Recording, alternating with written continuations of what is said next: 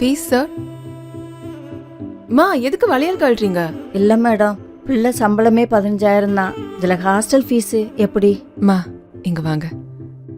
இது தோழி ஹாஸ்டல். நம்மள மாதிரி ஒர்க்கிங் விமனுக்காக நம்ம அரசால உருவாக்கப்பட்ட இடம். அப்ப ஃபீஸ் மேடம்? இது போதும். ரொம்ப நன்றி மேடம். தேங்க்ஸ் எனக்கு இல்ல. இந்தியாவை காக்க ஸ்டாலின் அழைக்கிறேன். தமிழ் ரிப்போர்ட்ஸ் நண்பர்களுக்கு வணக்கம். இன்றைக்கு நம்மளோட அரசியல் பேசுவதற்காக தோழர் ஏகே இணைந்திருக்கிறார். தோழர் வணக்கம். வணக்கம் தோழர், நேயர்களுக்கும் வணக்கம்.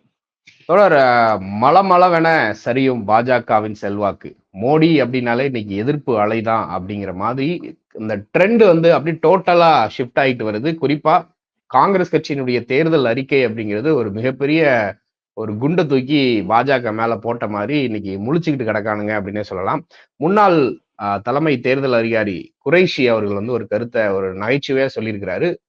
பாஜக ஜூன் மாசம் வர்றப்ப 170 தான் அதிகபட்சம், 200ல இருந்து 170க்கும் குறையும் அப்படிங்கிற மாதிரி ஒரு கருத்தை சொல்லியிருக்கிறாரு. இந்த கருத்துக்கு உறுதி சேர்க்கிற மாதிரி இன்னைக்கு சமூக வலைதளங்கள்ல பாஜக 80 கோடிக்கு மேல கடந்த 3 மாதங்கள்ல பணம் செலவு பண்ணி அட்வர்டைஸ்மெண்ட்ல அபிஷியல் கணக்குப்படி ஈடுபட்டு இருக்கிறாங்க அப்படிங்கிறத பார்க்க முடியுது. ஆனா அவ்வளவு விளம்பரங்கள் பண்ணியும் மக்கள் அதை ரசிக்கிறாங்களா, வரவேற்கிறாங்களா அப்படின்னு கேட்டா மக்கள் அதை புறக்கணிக்கிறாங்க அப்படிங்கிற ஒரு தகவல் வந்திருக்கு. காங்கிரஸ் கட்சியுடைய அட்வர்டைஸ்மெண்ட்டை கோடிக்கணக்கான மக்கள் பாக்குறாங்க. பாஜகவினுடைய அட்வர்டைஸ்மெண்ட்டை லட்சக்கணக்கு கூட தாண்ட மாட்டேங்குது. மக்கள் புறக்கணிக்க தொடங்கி இருக்கிறாங்க. ஈவன் வந்து அவங்க அவ்வளவு ஃபேக் ஐடி இதெல்லாம் வச்சுமே அவ்வளவுதான் வருதா அப்படிங்கிற ஒரு கேள்வி வருது. 170 தான் பாஜக அப்படிங்கிற கருத்தை இன்னைக்கு எல்லாருமே பேச தொடங்கிட்டாங்க. வடமாநில ஊடகங்களும் பேச தொடங்கிருச்சு. நீங்க இதை எப்படி பாக்குறீங்க? அதான் தோழர், நீங்க உண்மையை ரொம்ப நாள் மறைச்சு வைக்க முடியாது. என்னதான் கோடி மீடியாவாகவே இருந்தாலும் அவங்களும் வந்து போன வாரம் கரெக்டா அந்த காங்கிரஸோடைய எலெக்ஷன் மேனிஃபெஸ்டோ வந்த நாட்கள் முதலாகவே வந்து அவங்க Congress inching towards the magic number அப்படின்னு பேச ஆரம்பிச்சாங்க. நம்ம அன்னைக்கே நம்ம அதை குறித்து பேசணும். சோ உண்மையை ரொம்ப நாள்லாம் வந்து புறந்தள்ளி விட முடியாது. நீங்க சொன்னது போல சோசியல் மீடியால வர வீடியோஸ் எல்லாம் பார்க்க முடியுது நம்மளால. காங்கிரஸோடைய வீடியோஸ்க்கு மிகப்பெரிய மக்கள் ஆதரவு இருக்கு, வரவேற்பு இருக்கு. 1.5 கோடி, 1.5 crores, 1.2 crores வியூஸ் வந்து ஈஸியா கிடைக்குது. ஆல்சோ கமெண்ட் செக்ஷன்ல போய் பார்க்கும்போது திட்டங்களுடைய பெயரை சொல்லி மக்கள் வந்து இந்த திட்டம் வந்து வந்தா நல்லா இருக்கும், இந்த திட்டம் எனக்கு பிடிச்சிருக்கு, அந்த மகாலட்சுமி திட்டம் 1 லட்சம் ரூபாய் வந்து ஒரு ஏழை குடும்பத்துக்கு கொடுக்குறேன்னு சொல்லியிருக்காங்க இல்லையா, அதை வந்து எல்லாருமே வரவேற்கிறாங்க. அதே போல சில அரசியல் ஆர்வலர்கள் வந்து என்ன சொல்றாங்க, கேஸ்ட் பேஸ்டு சென்சஸ் ரிலேட்டடான அந்த ஸ்கீம்ஸ் வந்து நாங்க வந்து உண்மையை வந்து பாராட்டுறோம். ஆக்சுவலா காங்கிரஸ்க்கு வந்து சோசியல் ஜஸ்டிஸ்க்கான ஒரு புரிதல் வந்து காங்கிரஸும் வந்து கொஞ்சம் வீக்கா தான் இருந்தாங்க. கூட்டணி கட்சிகள்லாம் சொல்லிதான் சோசியல் ஜஸ்டிஸ்ங்கிற அந்த ஒரு விஷயத்த காங்கிரஸ் கையில எடுத்திருக்காங்களே தவிர காங்கிரஸ்க்கு ரொம்ப தன்னியல்பா வந்து அவங்க ரிசர்வேஷன் ரிலேட்டடா அவங்க வந்து அந்த அளவுக்கு நம்ம செஞ்சது கிடையாது காங்கிரஸ். பட் இப்போ பாரத் ஜோடோ யாத்திராக்கு பிறகு அதுவும் ராகுல் காந்தியோட புரிதல் வந்து கொஞ்சம் டிஃப்ரெண்டா இருக்கு. மற்ற காங்கிரஸ் தலைவர்களை விட அவருடைய புரிதல் வந்து டிஃப்ரெண்டா இருக்கு. சோ அவரும் வந்து இந்த எலெக்ஷன் மேனிஃபெஸ்டோல இந்த கேஸ்ட் பேஸ்டு சென்சஸ் ரிசர்வேஷன் வந்து 50% மேலாகவே நம்ம வந்து கொண்டு போறதுக்கு நாங்க கான்ஸ்டிடியூஷனல் அமெண்ட்மெண்ட் கொண்டு வருவோம்னு சொல்ற விஷயம்லாம் வந்து மிகப்பெரிய ஒரு ஒரு பாராட்டுகளை பெற்றிருக்கு தோழர். மக்கள் வந்து எதிர்பார்க்கறது இம்மீடியட் பினான்சியல் அசிஸ்டன்ஸ், அதை வந்து அவங்க செஞ்சிருக்காங்க. சோ இது எல்லாமே இந்த கமெண்ட் செக்ஷன்ல நம்மளால பார்க்க முடியுது. சோ கமெண்ட் செக்ஷன் தான் இன்னைக்கு வந்து ஜனநாயகத்தின் இன்னொரு ஒரு வடிவம். நீங்க கமெண்ட் செக்ஷன்ல வந்து அப்கோர்ஸ் அங்க வந்து பிஜேபியோட பொய்யர்களும் இருப்பாங்க, பாட்ஸும் இருக்கும், ஃபேக் கமெண்ட்ஸும் இருக்கும், ஃபேக்கான நபர்களும் இருப்பாங்க. பட் நமக்கு அது எது ஃபேக்கு எது வந்து உண்மையான ஆத்மார்த்தமான கமெண்ட்ஸ்ங்கிறது நமக்கு பார்க்கும் போதே நமக்கு தெரிஞ்சிடும். உதாரணமா சொல்ல போனா உங்களுடைய போன வீடியோல கூட நீங்க ரொம்ப அழகா மேக்கப் போட்டுட்டு சூப்பரா பேசுறீங்க அப்படின்றது உங்களுக்கு ஒரு கமெண்ட் வந்திருக்கும், பாத்துருப்பீங்க. அப்படியா? நீங்க பாத்துருப்பீங்க அந்த கமெண்ட் பார்க்கல. அதுக்கு கீழே வந்து இன்னொருத்தர் வந்து நீங்க பேசுற விஷயங்கள் ரொம்ப நல்லா இருக்கு, வாழ்த்துக்கள் சொல்றாங்க. சோ இதுல வந்து தெரியும் எது வந்து உண்மை எது. சோ அப்படி காங்கிரஸ்க்கு ஒரு மிகப்பெரிய ஒரு பேராதரவு இருக்கு தோழர். இப்ப நீங்க சொன்னீங்க 80 கோடி செலவு செய்யறது மேட்டர் கிடையாது தோழர், அதுல என்ன சரக்கு இருக்குங்கிறதா மேட்ரு. 80 கோடியை வந்து செலவு செஞ்சு வடை சுட்டா மக்கள் வடையை பார்ப்பாங்களா சொல்லுங்க? 10 வருஷம். ஆனா உண்மையாவே நான் சொல்றேன், 10 வருஷம் ஆட்சி செஞ்சதுக்கு அவங்க வந்து ஒரு லிஸ்ட் போடலாம் தோழர். நான் வந்து துறைமுகங்களுக்கு இந்த விஷயங்களா செஞ்சேன், மீனவர்கள் நலனுக்காக நான் இந்த விஷயங்கள் செஞ்சேன், ராணுவத்துறைக்காக நான் இந்த விஷயங்கள் செஞ்சேன், அதே மாதிரி விவசாயிகளுக்கு நான் இதெல்லாம் செஞ்சேன், அரசு ஊழியர்களுக்கு நான் இந்த விஷயங்களை செஞ்சேன், இப்படி பட்டியலிட்டுக்கிட்டே போலாம். அந்த மாதிரி ஒரு பட்டியலை தான் தோழர் தேடுறோம். அந்த மாதிரி ஒரு பட்டியலே வரல. ஆனா இங்க திராவிட கட்சிகள் பாத்தீங்கன்னா, குறிப்பா தமிழகத்துல திமுக, அதுக்கப்புறம் தான் அதிமுக செய்யும். திமுக வந்து அவங்க இப்பவே 3 வருஷத்துல அவங்க செஞ்ச சாதனைகளை சொல்லி ஓட்டு கேட்கறாங்க. 3 வருஷம் தான் ஆகுது. நான் வந்து இந்த திட்டங்கள் கலைஞர் உரிமை தொகை திட்டத்துல உங்களுக்கு 1000 ரூபாய் கொடுத்துருக்கோமா, எங்களுக்கு ஆதரவு கொடுங்க, நாங்க இன்னும் அந்த திட்டத்தை விரிவுபடுத்துறோம், இப்படி கேட்கறாங்க. அதே போல மாணவர்களுக்கு வந்து காலை உணவு திட்டம், இதெல்லாமே. சோ ஓட்டு கேட்கறதே வந்து இது ஒரு ஜனநாயக திருவிழா. நீங்க மக்கள் கிட்ட போய் அப்ரோச் பண்ணி வாக்கு சேகரிக்கும் போது உங்களுடைய சாதனைகள் சொல்லித்தான் வாக்கு சேகரிக்க வேண்டும். மாறாக நீங்க வடை சுட்டீங்கன்னா அது 80 கோடி இல்ல 800 கோடி கூட செலவு பண்ணுங்க. எவ்வளவு தோழர் வியூஸ் எல்லாம் எவ்வளவு வருது பாத்தீங்களா? பிஜேபியோட வீடியோஸ்க்கு 5 லட்சம் 1 லட்சம். கமெண்ட் செக்ஷன்ல கழுவி ஊத்துறான். உங்களுக்கு இது ஒரு கேடா, இது ஒரு கட்சியா, இது ஒரு கேவலமான கட்சி, 10 வருஷம் என்ன பண்ணிட்டு இருந்தீங்க, தயவு செய்து பொய் சொல்லாதீங்க, எங்களை ஏமாத்தாதீங்க, இப்படி வருது தோழர் கமெண்ட்ஸ். சோ உங்களுக்கு அந்த கிளியர் இந்திய மக்கள் வந்து தேர்தலுக்கு தயாராகி விட்டார்கள் என்பது அந்த விஷயங்கள் எல்லாம் பார்க்கும்போது புரியுது. அண்ட் ராகுல் காந்தி அவர்கள் அந்த கொடுத்த அந்த எலெக்ஷன் மேனிஃபெஸ்டோ, அவர் தான் அதுதான் கதாநாயகன், தேர்தல் கதாநாயகன். அந்த தேர்தல் கதாநாயகன் நிச்சயம் காங்கிரஸை வந்து அந்த மேஜிக் நம்பர்ஸை அச்சீவ் பண்றதுல நமக்கு எந்த சந்தேகமும் கிடையாது. அடுத்து வேற என்ன தரும்? அது தொடர் இப்போ கர்நாடக அமைச்சர் பிரியங்க் கார்கே, மல்லிகார்ஜுன கார்கே அவருடைய பையன், காங்கிரஸ் கட்சியினுடைய அமைச்சர் வந்து ஒரு தகவல் ஷேர் பண்ணிட்டாங்க. அந்த தகவல் சமீப காலமாகவே சமூக வலைதளங்கள்ல சுத்திக்கிட்டு இருக்கு. ஒரு அட்டவணையோட இருக்கு. RSS நடத்தின ஒரு இன்டர்னல் சர்வே, அதிகபட்சமாக 200 தான் பாஜகவுக்கு, அதை தாண்ட வாய்ப்பு இல்லை அப்படின்ற கருத்தை சொல்லியிருக்கிறாங்க. அதை மேற்கோள் காட்டி பிரியங்க் கார்கே சொல்லியிருக்கிறாரு. ஒரு மாதத்துக்கு முன்னாடி ஒரு சூழ்நிலை இருந்துச்சு. ஆனா இன்னைக்கு வட மாநிலங்கள்ல இருக்கக்கூடிய கோடி மீடியாக்கள்ல பேசக்கூடிய சில அரசியல் திறனாய்வாளர்களே சொல்ல ஆரம்பிக்கிறாங்க, அடிச்சு சொல்றாங்க, அதிகபட்சம் 200 தான், 170ல இருந்து 200 தாண்டாது பாஜக. இந்த 170 200ன்ற நம்பர் இப்போ எல்லாரும் பேச ஆரம்பிச்சுட்டாங்க. அதே மாதிரி அவங்க பாஜக மோடி அவருடைய செல்வாக்கும் குறைஞ்சிக்கிட்டே வருது. இந்த கருத்தை எப்படி பாக்குறீங்க? இதை அடுத்து தமிழ்நாட்டுல சில கருத்து இருக்கு, அதையும் நான் கேட்கணும் உங்கள்கிட்ட. இதை சொல்லுங்க. ஓகே, பிரியங்க் கார்கே சொன்ன விஷயம், அப்புறம் இந்த 170 200 விஷயத்தை பத்தி நம்ம பார்த்துருவோம். நீங்க சொன்னீங்க மோடி செல்வாக்கை இழந்து கொண்டு வருகிறார்னா, அதுதான் தோழர் காலத்தின் கட்டாயம். ஒருவரால் எப்பவுமே வெற்றியாளராக இருக்க முடியாது. இது வந்து இயற்கை. ஒருத்த வந்து தொடர்ந்து வெற்றி பெறவே முடியாது. குறிப்பா ஜனநாயகத்துல வந்து ஒரு வெற்றி தோல்வி என்பதுதான் ஜனநாயகம். வெற்றி மட்டுமே ஒருத்தன் பெற்று விடுவான் என்றால் அது சர்வாதிகாரத்துல மட்டும்தான் முடியும். மோடி வந்து ஒரு சர்வாதிகாரத்தை தான் நம்புறாரு, ஒரு மக்களாட்சி வந்து அவர் நம்பல. சோ எனக்கு நீங்க சொன்ன உடனே இன்னொரு பாயிண்ட் தான் எனக்கு ஞாபகம் வருது.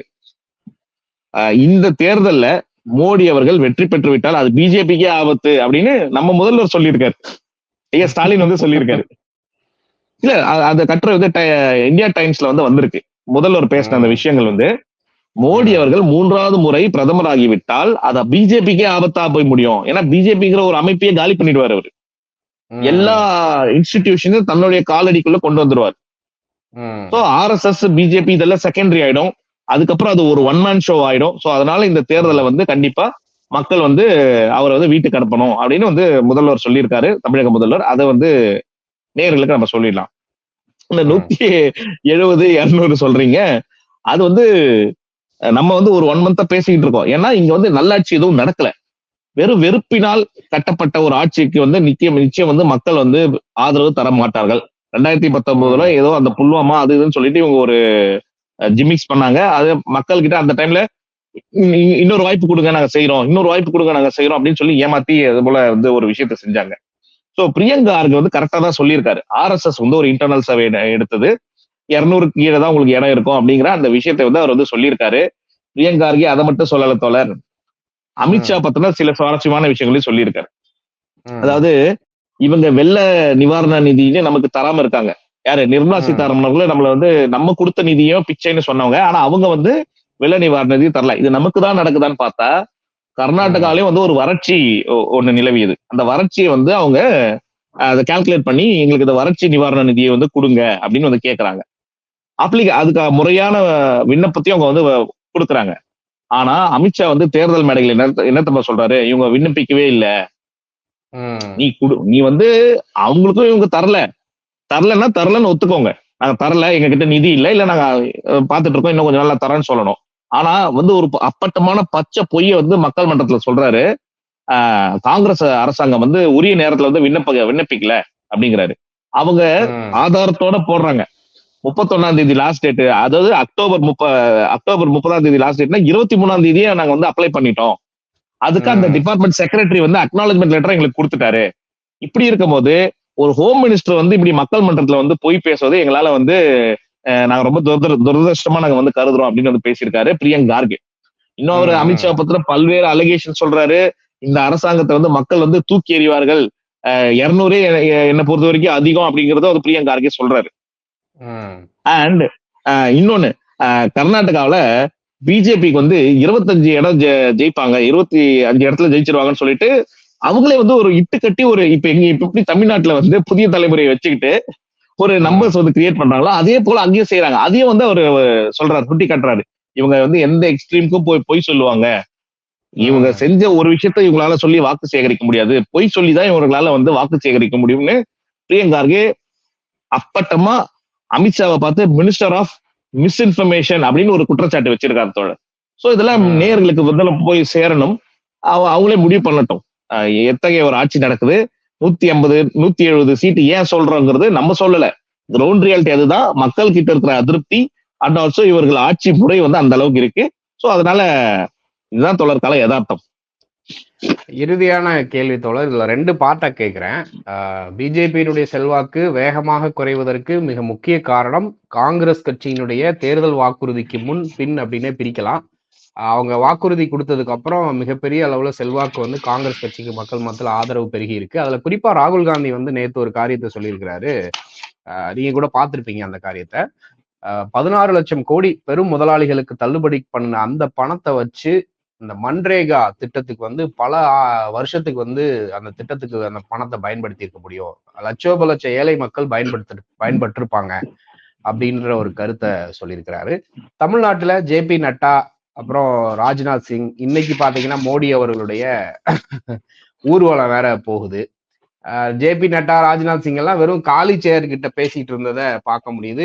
அண்ணாமலையை போற இடத்துல எல்லாம் கொங்கு பெல்ட்ல கேள்வி கேட்கிறாங்க, எங்களுடைய சிறு குறு தொழிலெல்லாம் நசுக்கினதே உங்க ஜிஎஸ்டி தான் அப்படிங்கிற கேள்வி.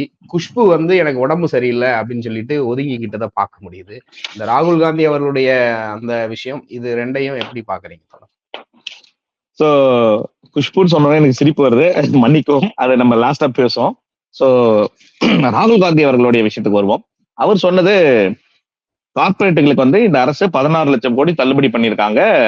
அந்த 16 லட்சம் கோடி வந்து மன்ரேகா திட்டம், அதாவது 100 நாள் வேலை வாய்ப்பு திட்டத்துல 24 வருஷத்துக்கு வந்து அந்த நிதியை வந்து பயன்படுத்தி இருக்கலாம் அப்படிங்கிறாரு.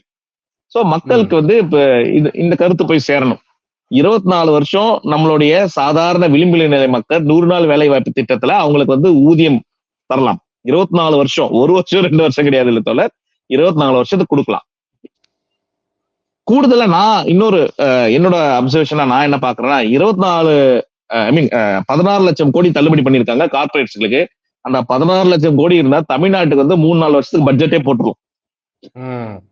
ஒரு வருஷம் வந்து 3.25 லட்சம், அதாவது 4 லட்சம் பட்ஜெட், 4 லட்சம் கோடினே வச்சுக்கோங்களேன் பட்ஜெட். 4 லட்சம் கோடி ஒரு வருஷத்துக்கு வந்து நம்ம வந்து பட்ஜெட் பிளான் பண்றோம்னா 4 வருஷத்துக்கு நீங்க வந்து இந்த 16 லட்சம் கோடியை வந்து யூஸ் பண்ணிக்கலாம். சோ அந்த அளவுக்கு வந்து கார்பரேட்டுகளுக்கு அளவுக்கு மீறிய சலுகைகள் அதை கொடுத்து அவர்கள்கிட்ட இருந்து பதிலுக்கு குவிட் ப்ரோ குவோ அப்படிங்கிறதான் இன்னைக்கு ட்ரெண்டா இருக்கு. எலெக்ஷன் பத்திரங்கள்லயும் வந்து பாத்தீங்கன்னா இந்த குவிட் ப்ரோ குவோ தான். ஒரு நிறுவனத்துக்கிட்ட இருந்தே நீங்க பல கோடி ரூபாய் வந்து பல்லாயிரக்கணக்கான கோடி ரூபாய் நிதியா வாங்குறீங்க, அவனுக்கு பதிலுக்கு கைமாறாக அவனுக்கு கான்ட்ராக்ட் கொடுக்குறீங்க. 140 உதாரணமா சொல்ல போனா 1400 கோடி மெகா இன்ஜினியரிங் கிட்ட இருந்து வாங்கினா 14,000 கோடிக்கு அவனுக்கு வந்து ப்ராஜெக்ட் கொடுக்குறாங்க. கரெக்டா 10% கமிஷன். அந்த தொழில் நேர்மையை நீங்க வந்து பாராட்டணும் பிஜேபி. சோ அதான் இன்னைக்கு ராகுல் காந்தி அவர்கள் சொன்னது வந்து ரொம்ப ஒரு டேரிங்கான ஃபேக்ட் தான். மக்கள் கிட்ட வந்து இது கொண்டு போய் சேர்க்க நேயர்கள் வந்து புரிஞ்சுக்கணும் இந்த விஷயங்களை. அடுத்து நீங்க குஷ்பு ஜேபி நட்டா சொன்னீங்க. ஆக்சுவலா ஜேபி நட்டா பேசுறதை நான் கேட்டேன். அவர் வந்து சொல்றாரு, தமிழர்களுக்கு வந்து விரோதமான நிறைய திட்டங்களை வந்து திமுக கொண்டு வரலாம். தமிழர்களுக்கு விரோதமான திட்டம்னா என்ன திட்டம் கரெக்டா சொல்லுங்க, திட்டத்தின் பேரை சொல்லலாம்ல. சொல்ல இந்த தெரியாது, திட்டம்ப்பா. தெரிஞ்சா சொல்ல மாட்டேனா? இப்போ தமிழர்களுக்கு விரோதமான திட்டம்னா என்ன? ஜல்லிக்கட்டு. அது கொண்டு வந்தது யாரு? உங்க அரசாங்கம், உங்க ஆட்சியில தான் ஜல்லிக்கட்டுக்கு தடை பண்ணீங்க. காங்கிரஸ் இருக்கும் போதாவது ஸ்டெர்லைட். தடையெல்லாம் பண்ணல. காங்கிரஸ் இருக்கும் போதாவது அது கோர்ட்ல இருந்த விஷயம், தடையெல்லாம் செய்யல. கலைஞர் வந்து அது இங்க நடந்தே தீரும்னு வந்து உறுதியளிச்சாரு. ஆனா ம். ஒன்றிய அரசு பிஜேபி இருக்கும்போது தான், மோடி பிரதமரா இருக்கும்போது தான் அது தடை பண்ணீங்க. அதனாலதான் பல மக்கள் பல வெகுண்டு லட்சம் எழுந்தாங்க. இளைஞர்கள் வந்து மெரினால போராட்டம் பண்ணி அதை வந்து வாங்கி பெற முடிந்தது. அப்படி இருக்கும்போது தமிழர்களுக்கு விரோதமான சட்டம்னா என்ன சட்டம் சொல்லுங்க? ம். பேர் சொல்லல. பேர் ம். சொல்லாம தமிழர்களுக்கு விரோதமா. இன்னொன்னு, தமிழர்னு சொல்ல முடியல அவரால. அந்த நகரம் ம். வரல அவருக்கு. இவர் வந்து தமிழ்நாட்டு மக்களுக்கு வந்து பேசுறாரு. இன்னொன்னு தோழர், இந்த ம். டபுள் சேர் டெக்னிக்னு ஒண்ணு இருக்கும். அது மோடி கோயம்புத்தூர் வரும்போது பார்த்திருப்பீங்க. ஒரு சேர்ல உட்கார்ந்தா கூட்டம் வந்து நிறைய காட்டணும். சோ 2 சேரா போட்டு அவர் இருக்கிற ஆளை வச்சு மேட்ச் பண்ணி கூட்டம் ஃபுல்லா இருக்கிற மாதிரி காட்டுறது வந்து ஒரு டெக்னிக். அந்த டெக்னிக் வந்து பிஜேபி வந்து கோயம்புத்தூர்ல மோடி ஷோல வந்து பண்ணாங்க. அந்த டபுள் சேர் டெக்னிக்கே நேத்து தோத்து போச்சு. அதுக்கு நம்ம ஜேபி நட்டாக்கும் ராஜ்நாத் சிங்கும், இன்னொன்னு ம். அமித்ஷா வந்து இதெல்லாம் பாக்குறாரு. பார்த்துட்டே இருந்துட்டு இதெல்லாம் வந்து வேலைக்கு ஆகாது, தமிழ்நாட்டு மக்கள் எத்தனை முறை போனாலும் வாக்களிக்க மாட்டாங்கன்னு சொல்லிட்டு அவரோட ப்ரோக்ராமே கேன்சல் பண்ணிட்டாரு தோழர். காரணம், ம். இங்க மக்கள் வந்து கேள்வி கேட்பாங்க. மக்கள் கூட விடுங்க தோழர், நீங்க யாரை கூப்பிட்டு வச்சு பேசுறீங்க? மீடியா ஆட்களை வச்சுட்டு உங்களோட ஜால்ராக்களை வச்சுட்டு பேட்டி கொடுக்குறீங்கன்னு வச்சுக்கோங்களேன், அவனே 2 கேள்வி கேட்பான். சார், ம். தமிழ்நாட்டுக்கு என்ன சார் செய்றீங்க அப்படின்னு கேட்பான். இவங்களுக்கு அதுக்கே பதில் தெரியாது. ஏன்னா இவங்க ஊடகத்தை சந்திக்காதவர்கள். ம். மன் கி பாத்ல வந்து அவர் மட்டும் பேசுவாரு. போன வாரம் ஒரு வீடியோ ரொம்ப ஃபேமஸா இருந்தது. எனக்கு இந்த வடை சுடுறது ரொம்ப பிடிக்கும் அப்படின்னு மோடி பேசுற அந்த வீடியோ, அதை அவங்களுக்கு டெடிகேட் பண்ணணும். சோ அந்த அளவுக்கு தான் அமித்ஷாவுடைய பயணத்தையும் வந்து கேன்சல் பண்றாரு. அவர் உத்தரப்பிரதேசத்துக்கு பக்கம் போய் அங்கேயாவது நம்ம ஏதாவது சீட்டுகளை வெல்ல முடியுமான்னு பார்த்தா அங்கேயும் வந்து இவருக்கு ஆதரவு கிடையாது. உத்தரப்பிரதேச, ஹரியானா, பஞ்சாப் அங்க இருக்கிற விவசாயிகள்லாம் வந்து, நீங்க தயவு செய்து வராதீங்க சாமி, நாங்க ஊர் பஞ்சாயத்துல முடிவே பண்ணிட்டாங்க தோழர். பல ஊர்கள்ல ம். ம். பிஜேபிக்கு வாக்களிக்க கூடாதுன்னு முடிவே பண்ணிட்டாங்க. ஒரு பிஜேபி ஹரியானான்னு நினைக்கிறேன், ஒரு பிஜேபியோட ஒரு அரசியல்வாதியை வந்து ஒரு எம்பி, ஒரு சிட்டிங் எம்பியை வர வச்சு அவர் முன்னிலையிலேயே நாங்க நோட்டாக்கு தான் வாக்களிப்போம்னு சொன்னாங்க. அவர் வந்து உடனே கட்சியில எப்படி நியூஸ் ஸ்ப்ரெட் ஆயிடுச்சுன்னா, இவர் தான் அந்த மக்களை வந்து நோட்டாக்கு ஓட்டு போட சொல்லிட்டாருன்னு சொல்லிட்டு ஸ்ப்ரெட் ஆகி, நான் இல்லீங்க, நான் அப்படி பண்ணலீங்கன்னு அவர் வந்து பிஜேபிக்கு வந்து விளக்கத்தை கொடுத்துட்டு அப்புறம் எஸ்கேப் ஆகி ஓடி வந்தார். சோ இந்த அளவுக்கு இவங்க போற இடம் எல்லாம் மக்கள் வந்து கருப்பு கொடி காட்ட ஆரம்பிச்சிட்டாங்க, கேள்விகள் கேட்க ஆரம்பிச்சிட்டாங்க, வேலை வாய்ப்பு ரிலேட்டடான கேள்விகள். நீங்க சொன்னீங்க கோவையில அண்ணாமலைக்கு வந்து கேள்வி கேட்டாங்க. ஆமா, கேட்கதான் செய்வாங்க. ஜிஎஸ்டிங்கிற இப்போ திருப்பூர்ல இருந்த நிறுவனங்கள், தொழில் நிறுவனங்கள் வந்து நீங்க ஜிஎஸ்டிக்கு முன் ஜிஎஸ்டிக்கு பின் அப்படின்னு பிரிச்சுக்கலாம். அதற்கு முன்னாடி வந்து 1 லட்சம் பேர் வந்து அங்க பிசினஸ் பண்றாங்கன்னா, இப்ப வந்து 30,000 பேர் தான் பிசினஸ் பண்றான். 70,000 பேர் வந்து காலி. இதுக்கான தரவுகள் கூட கிடையாது அவங்க கிட்ட. ஏன்னா தரவுகள் இருந்தா அதுல வச்சு கேள்வி கேட்பாங்க. இதற்கான தரவுகள் யாருக்கிட்ட இருக்கணும்? லேபர் மினிஸ்ட்ரின்னு ஒண்ணு இருக்கு, மினிஸ்ட்ரி ஆஃப் லேபர். அந்த லேபர் மினிஸ்ட்ரியில இருக்கணும். எத்தனை பதிவு செய்த தொழிலாளர்கள் இருந்தாங்க, ஜிஎஸ்டிக்கு அப்புறம், டிமானிட்டைசேஷனுக்கு அப்புறம், அது லாக்டவுனுக்கு அப்புறம் எத்தனை பேர் வந்து அந்த தொழிலை செய்ய முடியாம போனாங்க. எம்எஸ்எம்இசி அழிச்சிட்டாங்க தோழர். அங்க வந்து அதே போல இப்ப ராஜ்தீப் சர்தேசாய்னு வந்து ஒருத்தர் வந்து தமிழ்நாட்டை வந்து விசிட் பண்றாரு. அவர் வந்து ஒரு ஜேர்னலிஸ்ட், லீடிங் ஜேர்னலிஸ்ட். அவரு சில ஷோஸ் எல்லாம் பண்ணுவார் இந்தியா டுடேல. அவர் போயிட்டு திருப்பூர்ல இருக்கிற ஒர்க்கர்ஸ் போய் பாக்குறாரு. அங்க முன்னாள் முதலாளிகள் எல்லாம் இன்னைக்கு அதே ஊர்ல ஆட்டோ ஓட்டிட்டு இருக்காங்க. எப்படி? முன்னாள் தொழிலதிபர்கள், முன்னாள் முதலாளிகள், சின்ன யூனிட், ஒரு 10க்கு 10 ரூம் உள்ள அதோட ஒரு பெரிய அமைப்புல வந்து டிஷர்ட், சின்ன சிறு குறு தொழில் செஞ்சுட்டு இருந்த நபர்கள் எல்லாமே ஜிஎஸ்டி கட்ட முடியாம, இந்த டிமானிட்டைசேஷன்ல கையில பைசா சில்லறை வணிகம் இல்லாம தொழிலை வந்து அப்படியே விட்டுட்டு பேங்க்காரனுக்கு கொடுத்துட்டு இன்னைக்கு ஆட்டோ ஓட்டிட்டு இருக்காங்க. அவங்க எல்லாம் பேட்டி எடுத்து போட்டிருக்காரு பாருங்க. சோசியல் காரி சந்தி சிரிக்குது, உங்களோட ஆட்சி வந்து சந்தி சிரிக்குது. அவன் ஸ்பெசிபிக்கா சொல்றான், எங்களுக்கு ஜிஎஸ்டிக்கு அப்புறம். உடனே இவங்க என்ன சொல்லுவாங்கன்னா, ஸ்டாலின் மேல பழிய போடுவாங்க. அவன் ஸ்பெசிபிக்கா சொல்றான், ஜிஎஸ்டிக்கு அப்புறம் தான் என்னால இதை வந்து சமாளிக்க முடியல. சோ அவங்களோட கோரிக்கையில என்னவா இருக்குன்னா, 5% ஜிஎஸ்டி போடுங்க, நாங்க கட்டுறோம். 5% ஜிஎஸ்டி நீங்க கொண்டு வந்தீங்கன்னா எங்களால மேனேஜ் பண்ண முடியுங்கிறாங்க. சோ இந்த அளவுக்கு இருக்கு. இது எல்லாம் தெரிந்துதான். அதே மாதிரி குஷ்பு மாதிரி ஒரு சந்தர்ப்பவாதியை வந்து பார்க்கவே முடியாது. ஆனா குஷ்பு கிட்ட ஒரு நல்ல பழக்கம் என்ன தெரியுமா? அவங்க போராடி தோத்துரும். அது வரைக்கும் குஷ்பு வந்து நம்ம பாராட்ட ஒரு லக்கி சாம். அவங்க பிஜேபிக்கு கண்டிப்பா தோத்துரும். அதுக்கு வந்து ஒரு டெஸ்டிமோனி தான் வந்து குஷ்பு.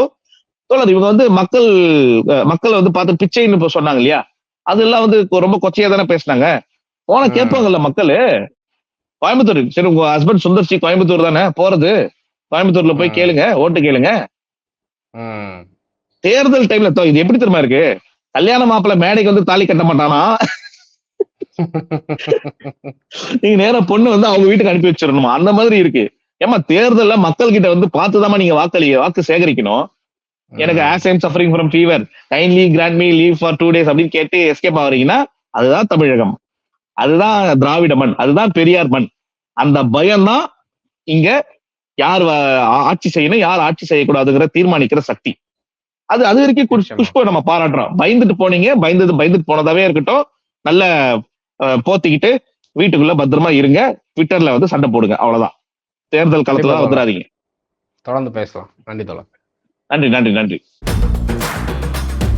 இருட்ட கிழக்கிற வித்த நம்ம சூரியனுக்கு தெரியும், நம்ம கட்டுற வரிப்பணம் எல்லாம் நமக்கு தானே வரணும், கேட்கும் போது தராதவனுக்கு தோல்விய பரிசா தரணும். ஆலை உணவு திட்டம்னு பிள்ளைங்க மனசுல ஸ்டாலின் குரல், 1000 ரூபாய் திட்டம்னு மகளிர் மனசுல ஸ்டாலின் குரல். இந்தியாவை காக்க ஸ்டாலின் அழைக்கிறேன்.